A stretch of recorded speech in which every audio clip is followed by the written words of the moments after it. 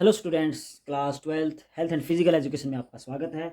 और एथलेटिक्स देखभाल में हम आज फर्स्ट एड के बारे में जानेंगे। फर्स्ट एड अर्थात प्राथमिक चिकित्सा। तो सबसे पहले प्राथमिक चिकित्सा के अर्थ से संबंधित पढ़ लेते हैं कुछ। तो हमारा आज का टॉपिक है प्राथमिक चिकित्सा। तो प्राथमिक चिकित्सा से हमारा अभिप्राय है कि जो भी कोई दुर्घटना हो जाती है, या वो खेलों में भी हो सकती है या वो कहीं भी हो सकती है। तो दुर्घटना, यह सत्य है कि दुर्घटना कहीं भी हो सकती है, मगर दुर्घटना में दुर्घटनाग्रस्त व्यक्ति या रोगी व्यक्ति की सहायता के लिए डॉक्टर हर जगह उपलब्ध नहीं होता। तो डॉक्टर तक ले जाने से पहले या डॉक्टर के आने से पहले रोगी की जो भी दुर्घटनाग्रस्त व्यक्ति है उसकी देखभाल की जाती है। उसको जो सुविधा दी जाती है चिकित्सा या स्वास्थ्य संबंधी, उसकी जो रक्षा के लिए, उसकी जीवन की रक्षा के लिए जो भी उपचार किए जाते हैं उसको हम प्राथमिक उपचार या प्राथमिक चिकित्सा कहते हैं। इंग्लिश में इसको फर्स्ट एड बोलते हैं, FIRS, फर्स्ट एड।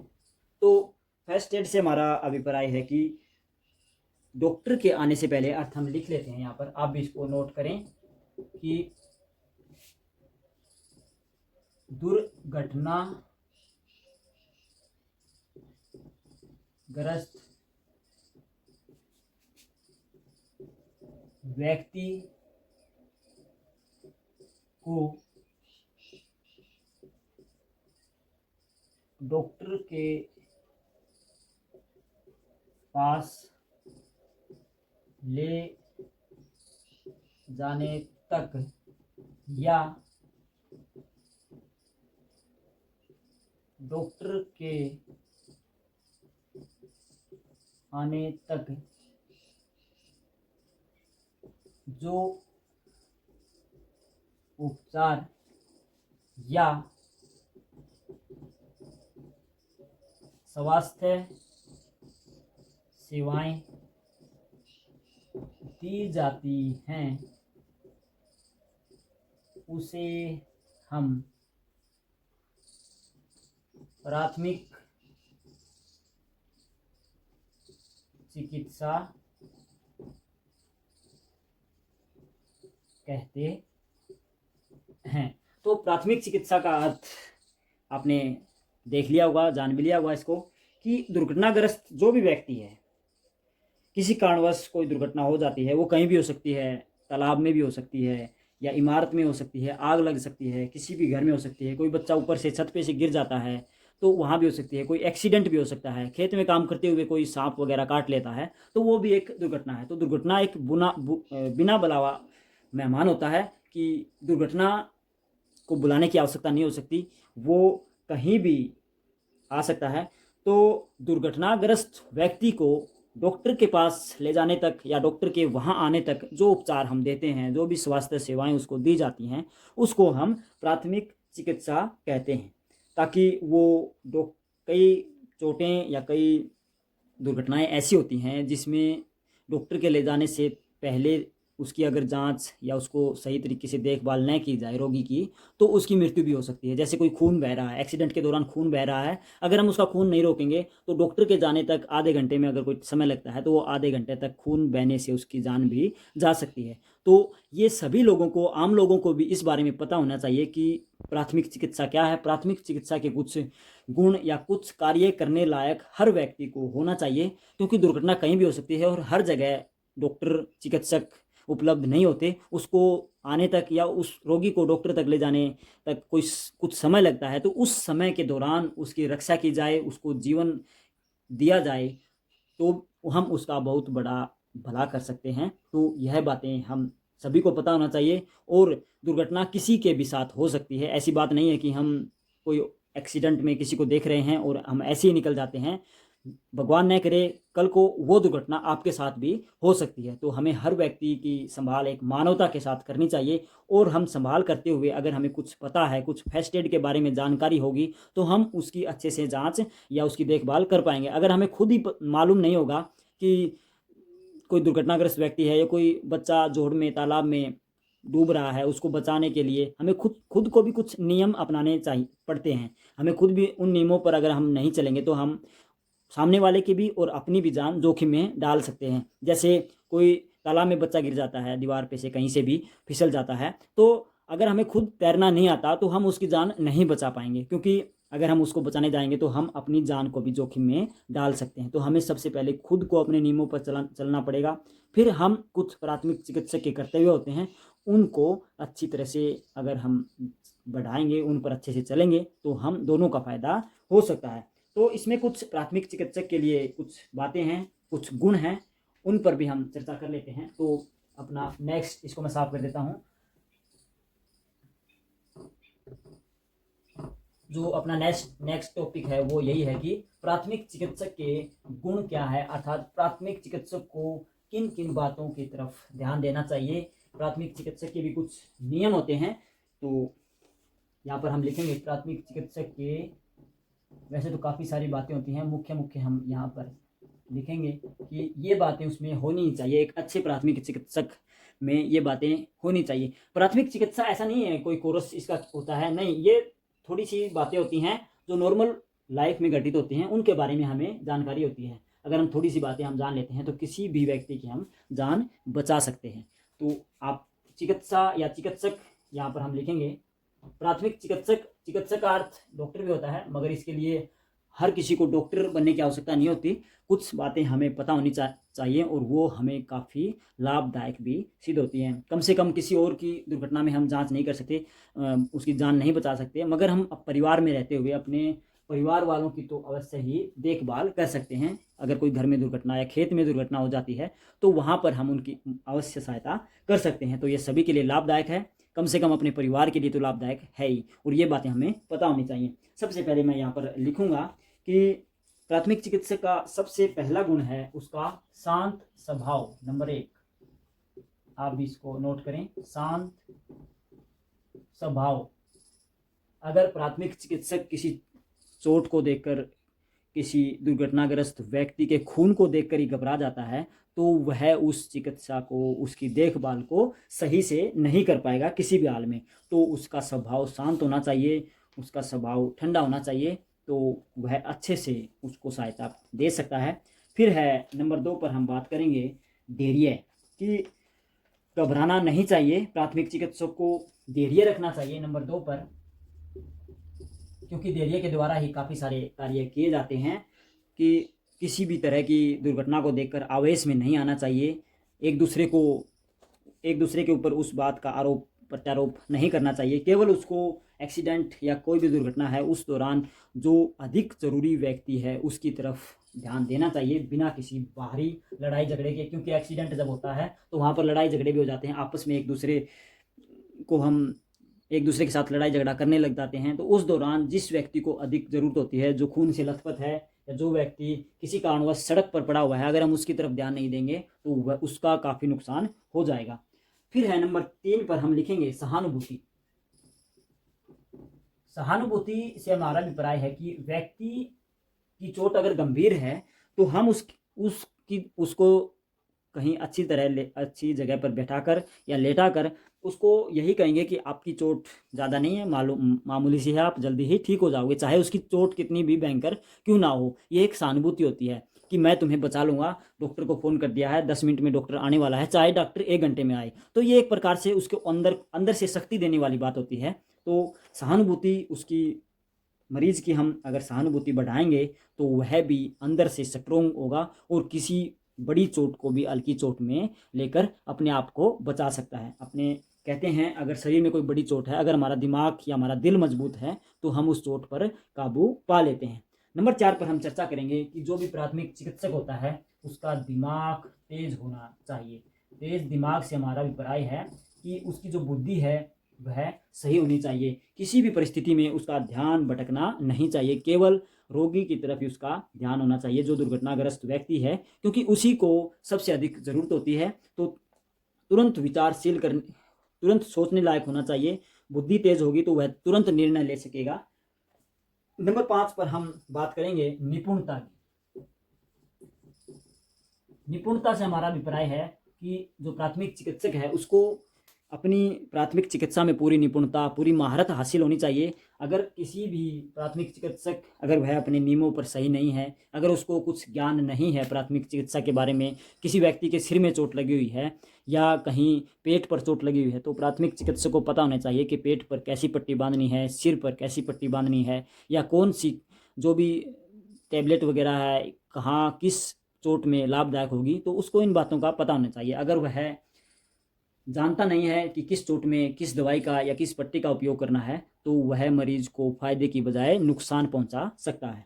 नंबर 6 पर हम चर्चा करेंगे विचारशील। नंबर 6 कि प्राथमिक चिकित्सक को विचारशील भी होना चाहिए, क्योंकि कई बार दुर्घटना में काफ़ी सारे व्यक्ति चोटिल हो जाते हैं और प्राथमिक चिकित्सक को यह निर्णय लेना होता है कि किस व्यक्ति को अधिक ज़रूरत है, किस व्यक्ति को संभाल की अधिक आवश्यकता है, तो सबसे पहले उसी की चिकित्सा या उसी का फ़ायदा पहुंचाना चाहिए, उसी की देखभाल करनी चाहिए जिसको ज़्यादा ज़रूरत होती है। नंबर 7 पर हम लिखेंगे आत्मविश्वास। सबसे बड़ी बात है आत्मविश्वास कि अगर हमें आत्मविश्वास ही नहीं है, किसी रोगी को देखकर हम अपना दिमाग या अपना शारीरिक संतुलन खो देते हैं, हमें खुद चक्कर आने लगते हैं कोई भयंकर एक्सीडेंट देखकर, तो हम प्राथमिक चिकित्सा का कार्य सही नहीं कर सकते। तो आत्मविश्वास बहुत ज़रूरी है। किसी चोट को देखकर हमें घबराना नहीं चाहिए, अपने ऊपर पूरा विश्वास होना चाहिए कि हम इसको कर सकते हैं। तो रोगी को एक अच्छे व उचित चिकित्सक की भांति हम उसको देखेंगे तो रोगी का भी फायदा होगा। नंबर 8 पर हम आगे लिखेंगे साधन कुशल। नंबर 8 साधन कुशल से हमारा अभिप्राय यह है कि रोगी को अगर कोई दुर्घटनाग्रस्त व्यक्ति है, किसी ऐसी जगह पर है जहां पर कोई भी सुविधाएं उपलब्ध नहीं है, तो चिकित्सक जो प्राथमिक चिकित्सक होता है उसकी संभाल करने वाला, उसको इन बातों का ध्यान रखना चाहिए कि वह जो भी संसाधन मौजूद है, जो भी साधन मौजूद हैं, चाहे वो अपने कपड़े या अपनी बनियान से भी कुछ पट्टियाँ बनाने की कोशिश करता है, तो उसको उसमें हिचकिचाना नहीं चाहिए। अपने कपड़े या अपने बनियान से कुछ पट्टियाँ बनाकर रोगी का जो खून बह रहा है उसको रोकना चाहिए, क्योंकि खून बहना जो भी रोगी का होता है उसको सबसे पहले हमें ये बात देखनी चाहिए कि इसका खून कैसे रुके, क्योंकि खून बह जाता है तो रोगी बेहोश हो सकता है या उसको खून की कमी से उसकी मौत भी हो सकती है। तो व्यक्ति को जो प्राथमिक चिकित्सा दे रहा है उसको यह ज्ञान होना चाहिए कि इन्हीं साधनों में काम कैसे चलाया जाता है, तो यह बहुत ज़रूरी भी होता है। फिर है नंबर 9 पर हम लिखेंगे निरीक्षण।